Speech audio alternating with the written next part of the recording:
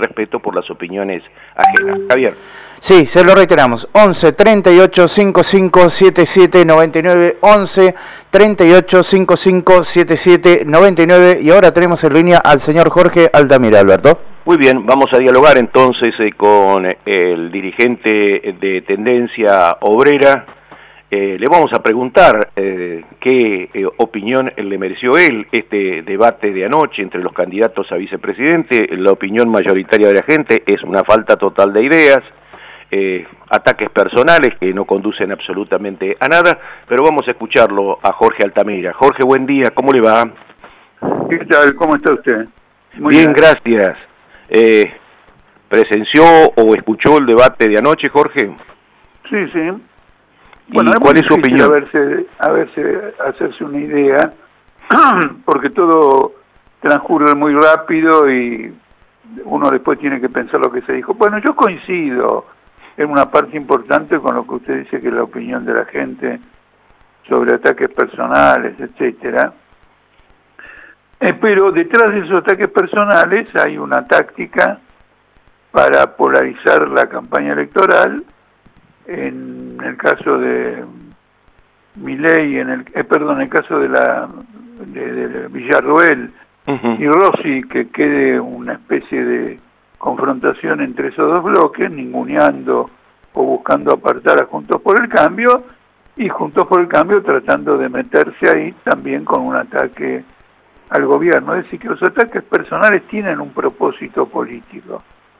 Quieren llevar la campaña electoral a una situación de polarización, y cada uno quiere elegir su adversario, porque si hay balotaje, bueno, el gobierno quiere que ese balotaje sea con Milei, y Juntos por el Cambio también lo quiere, y bueno, hay una pelea de ese tipo, y eso fue esencialmente lo que se dibujó ayer. Ahora, también hay otras cosas. Por ejemplo, la candidata de Milei no pronunció la palabra dolarización en toda la noche. Entonces, un votante que dice, a mí me gusta la dolarización, ¿qué pregunta se hace? ¿La abandonaron? ¿Era una consigna para las elecciones y después nada?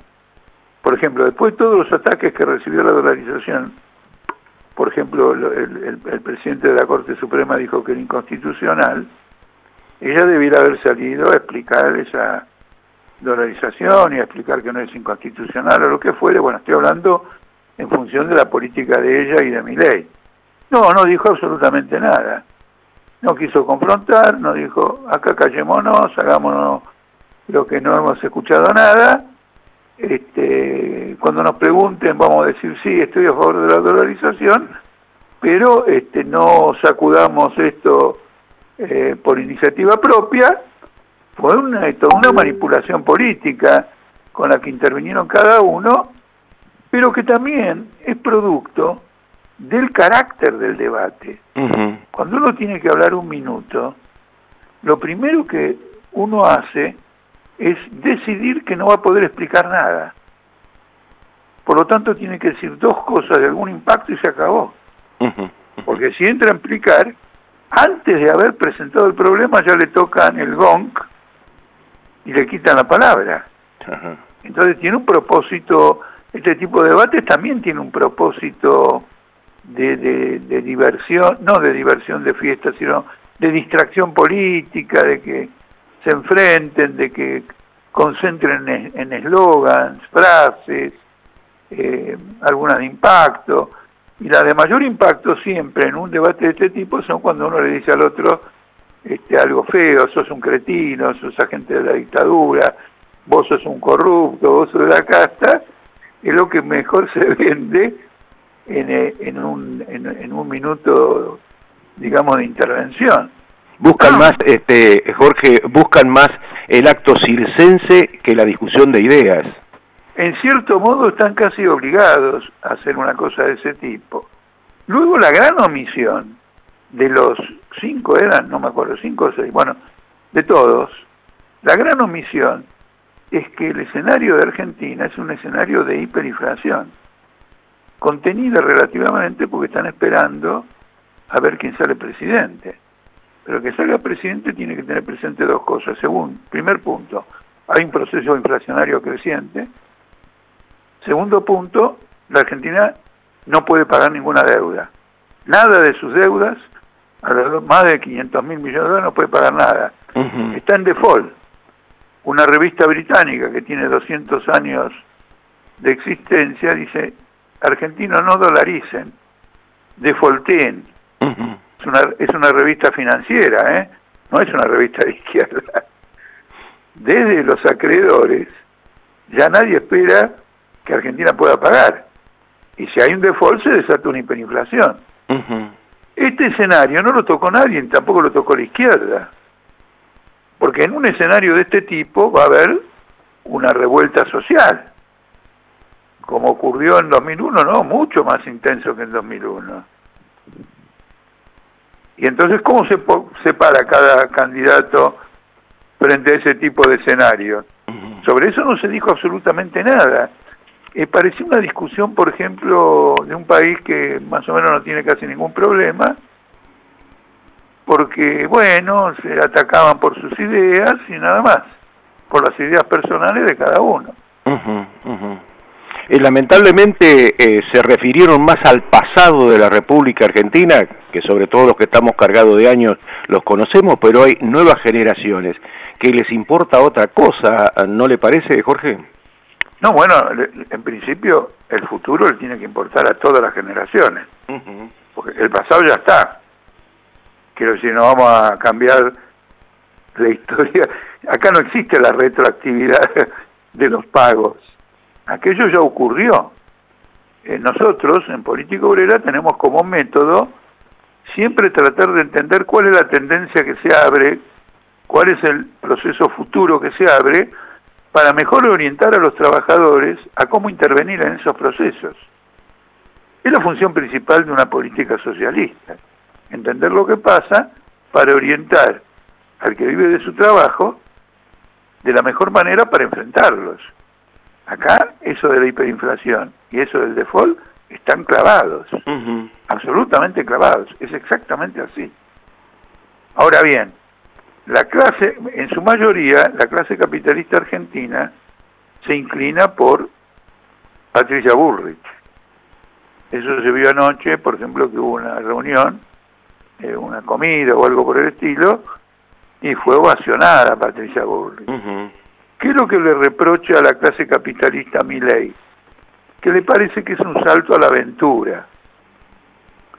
Y entonces dice, bueno, vamos con Patricia Bullrich. ¿Y qué le reprocha al gobierno? Bueno, el intervencionismo, la inflación, medidas erráticas, etcétera. Ahora, el caso de Milei tampoco es que se vaya a ir al diablo todo. La clase capitalista tiene los recursos para enderezarlo, y eso se vio anoche cuando la candidata a vicepresidente no dijo nada de la dolarización.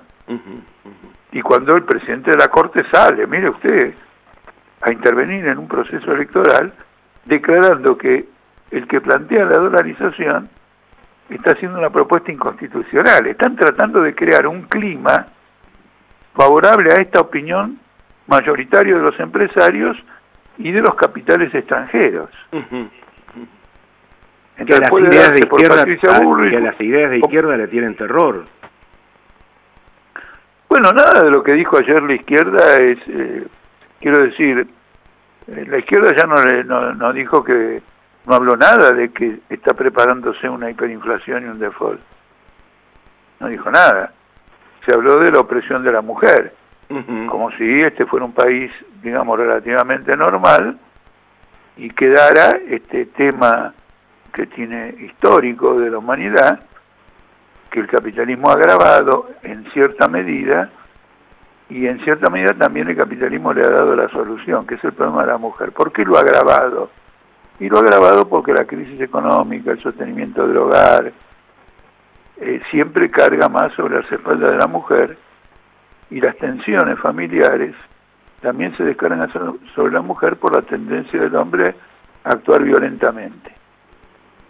Entonces, ahora al mismo tiempo, le ha dado la solución, porque la mujer ya no es más una ama de casa, no está dedicada solo a las cuestiones domésticas, sino que ha ingresado masivamente al mundo del trabajo y por lo tanto, con ese ingreso al mundo del trabajo, ha ganado el arma de la movilización. Con esa movilización obtuvo la conquista del derecho al aborto. Entonces usted tiene un agravamiento de la situación de la mujer y al mismo tiempo armas me refiero recursos, ¿no?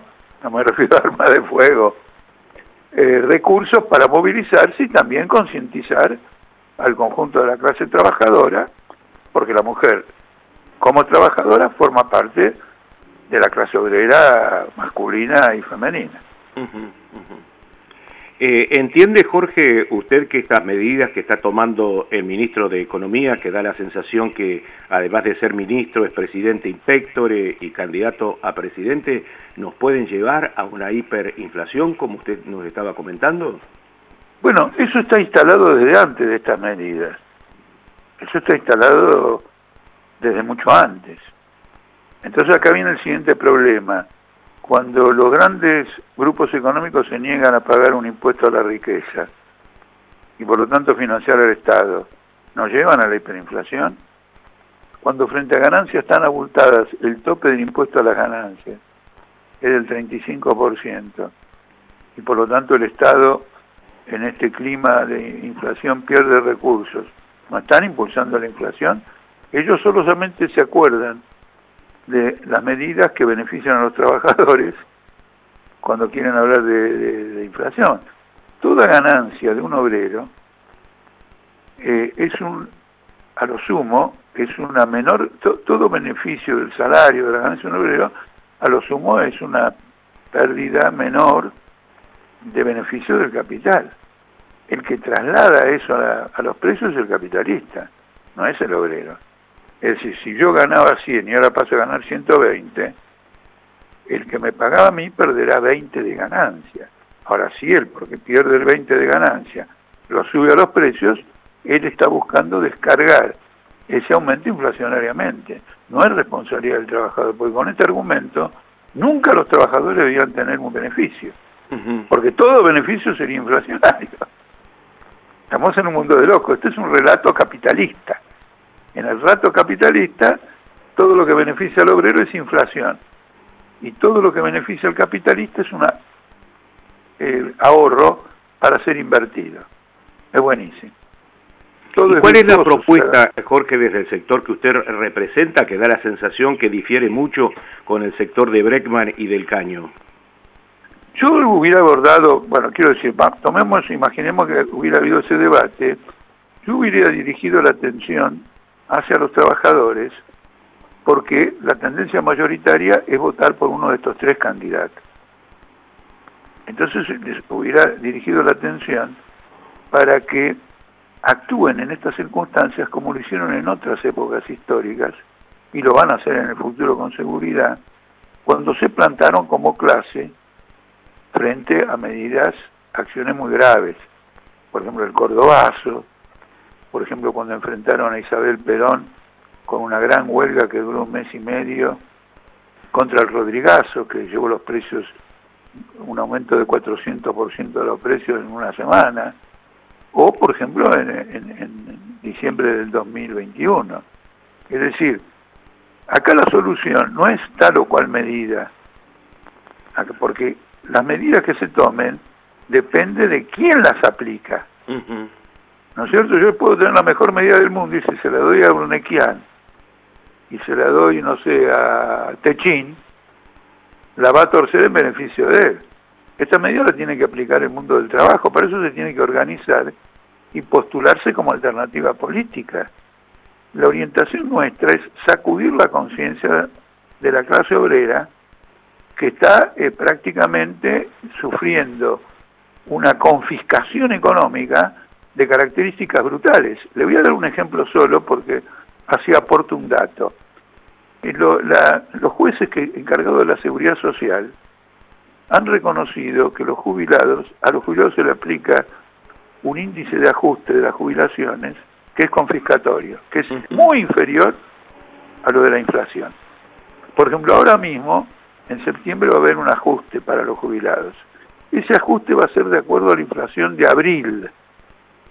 La inflación de abril fue del 4%, 5%. La inflación actual es del 12%. Es decir, que frente a la inflación del 12 van a cobrar el 5%. Es un robo a mano armada.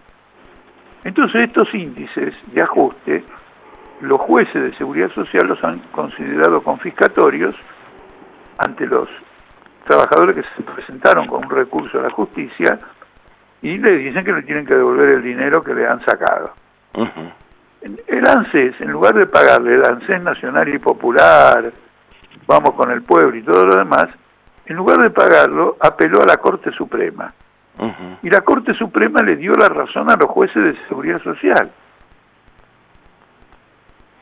Y es decir, que en la Argentina, a ver, Jorge, a río revuelto hay ganancia de pescadores, como afirmó usted hace algunos días.